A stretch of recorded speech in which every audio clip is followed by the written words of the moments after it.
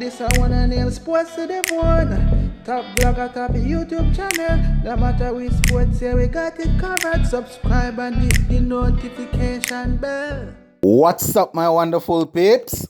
Sports to the bone here again, man.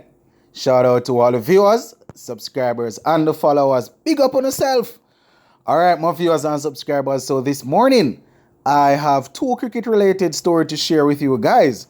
Right, gonna be taking a look at what Wallis had to say about the West Indies squad, and you know he has a lot to say, so I'm gonna be sharing that with you. And we also see where Maxwell has named his ideal t20 well, top 5 players. I guess those are who he really like as players, not necessarily the ones that would have the best of records, but his ideal 5. So going to be looking at that. But before we go any further, guys, you already know the golden rule, which is to hit that subscribe button, leave a like, and drop a comment. All right, so let's get into the first one where Wallis, was sharing his thoughts. And I am actually reading this article from, I think it is from the Nation News. I think that's what the website is called. And I think it was published over there in Barbados, if I'm not mistaken. Right, so it says, the article starts by saying, former Barbadian captain and West Indies opener Wallis believes the decision to include several experienced players in the West Indies squad for the ICC T20 World Cup was highly questionable. Yeah, man, and we know that Wallis is a man that, usually goes out and he's always vocal. I think he has one of those evening programs that he discuss a lot of cricket and thing. You understand? I remember there just a couple months ago he would have came out and he was talking about the West Indies team, and he got a lot of bashing because person were saying that he was an average cricketer back in his days, so he shouldn't be talking. But I was pointing out to some of my viewers and subscribers that we as supporters, we haven't played for West Indies, and if we are able to give our opinion, then everybody should be able to give them opinion, whether or not they were good cricketers. A man might not have been the best of cricketer, but he can be a very good analyst.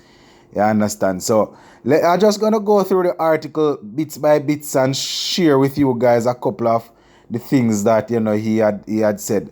Now, he went on to say that he would have preferred to see younger players included in the 15-member squad, because of the physical conditions that will exist for the global showpiece, and I want to tell you, we know it's going to ask a lot of the players as regards to staying in the bubble, as regards to moving from game back-to-back games and all of that.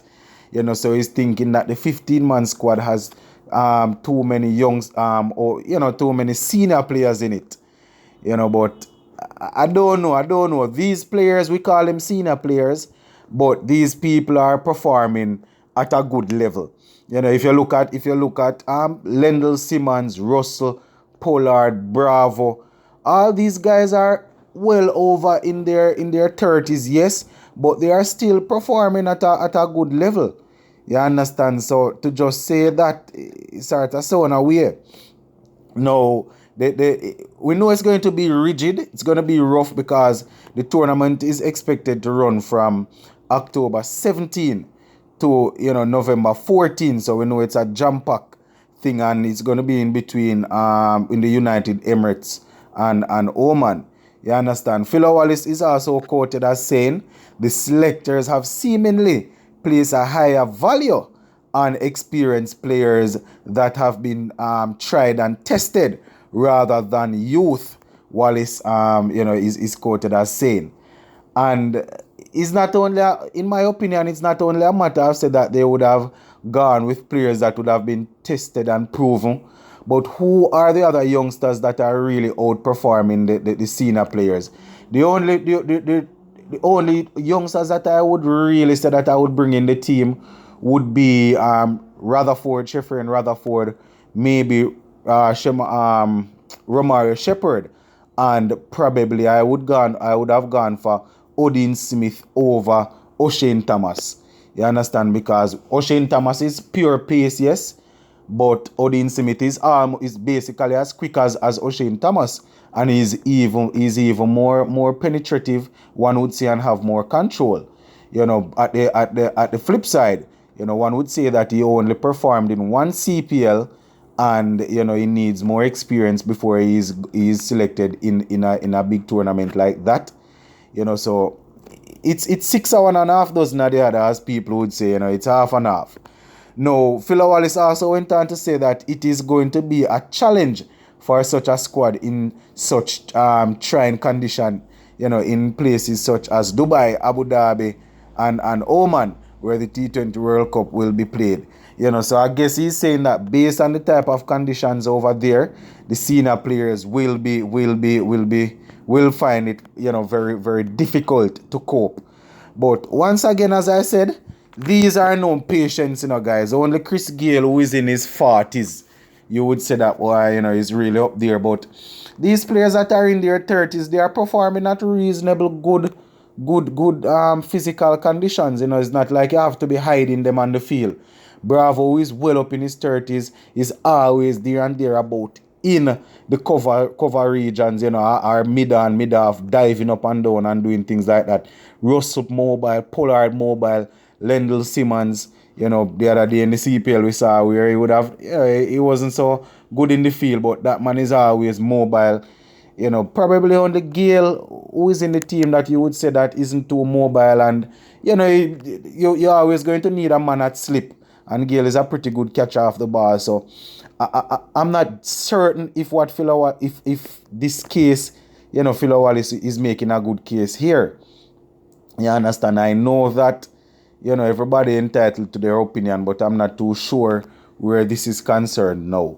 You understand? But yeah, man, my viewers and subscribers, that is basically what Philo Wallis had to say as regards to the squad, you know, thinking that the squad is a bit too heavy when it comes on to the senior players. But as I said, you know, from players performing, then they need to go. I don't know if we should just take up younger players and carry them just for the sake of youthfulness, even if they are not outperforming the older players. But as per usual, my viewers and subscribers, the comment section is open for you guys to go ahead and give me what you think about this part. You understand? But that is basically it for this topic. So we're gonna move on to the next one, my viewers and subscribers, where we see informed Australian batsman Glenn Maxwell, you know, naming his top 5 T20 players. You understand? So I'm just gonna be sharing that with you guys. I really like when they name their players and I go ahead and share it. So the article was shared by the Circle of Cricket. So for those who want to confirm, you can find it on the Circle of Cricket website, where they are saying Glenn Maxwell chooses his top 5 T20 players. A couple of surprising names in there. We all know Glenn Maxwell, the outstanding T20 player from Australia. He's currently doing very well for RCB, right? And he starts off by choosing his number 1 pick, who is the Afghanistan leggy, Rashid Khan. You understand? And they give a little bit of information there, saying the 23-year-old Rashid has already achieved a number of feats in his career across all formats. Funny enough, you know, my viewers and subscribers, it would seem as if Rashid Khan has been playing cricket for a decade now, you know, because of how long we have been hearing his name. I think from he was around about 17, 18 thereabout, you know, he really started smashing it on the world stage. You know, so Rashid Khan is his number 1 pick. All right, his number 2 pick is West Indies all-rounder Andre Russell. Yeah, man. So he went for the Superman, and you know we don't need to really go into too much details where the Superman Russell is concerned, right? We know how good he is. At number 3, he went for a man that is currently taking a break from cricket, right? We're talking about the England all-rounder Ben Stokes. Yeah, man, another outstanding all-rounder.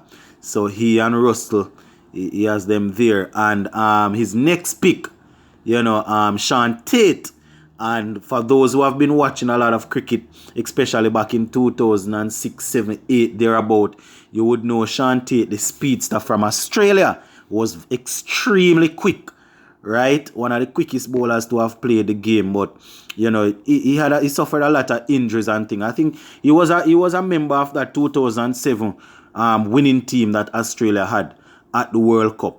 You know, but as I said, he really had a lot of problem where injuries are concerned. And rounding off his top 5, he has another Australian, right? Former Australia opener Adam Gilchrist. Yeah, man, Adam Gilchrist is his final pick. And we know how dangerous that man was when it comes on to really hitting the ball. So just imagine Adam Gilchrist really playing in these days. You understand?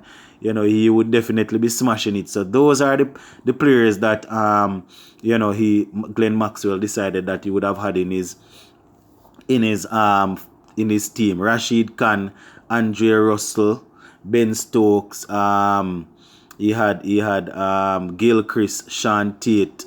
So how much that? 5. Let me see. Rashid Khan, Andre Russell, Ben Stokes, Gilchrist and Tate. Yeah, man. 5 of them that. So those are his 5 players. So we can't really knock him. He's just giving his opinion. But yeah, man, my viewers and subscribers, gonna leave this one right here for now. Sports to the bone. Keeping you informed. Please remember to like, share, leave us a comment. If you have not yet subscribed, please go right ahead and subscribe to the channel. I'm out.